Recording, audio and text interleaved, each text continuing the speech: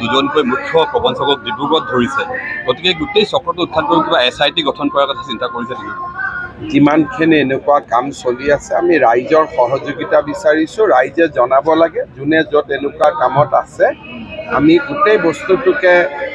নোহোৱা কৰিম কিন্তু ৰাইজক মই এটাই অনুৰোধ কৰিম যে ৰিজাৰ্ভ বেংক আৰু ৰিজাৰ্ভ বেংকৰ অনুমোদিত সংস্থাতহে যাতে নিজৰ টকা পইচা জমা কৰে নহ'লে বাৰে বাৰে আমি এনেকৈ ঠগ আৰু প্ৰবঞ্চনাৰ বলি হৈ থাকিব লাগিব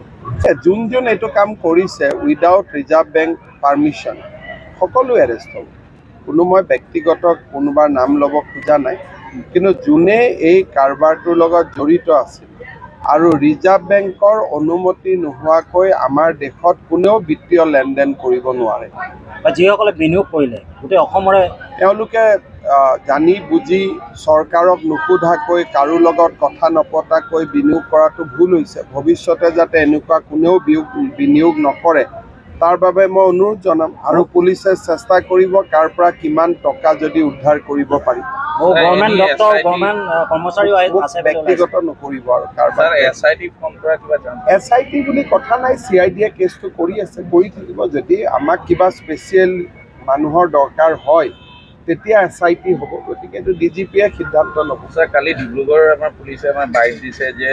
অন্য ষ্টেটতো এইটোৰ মানে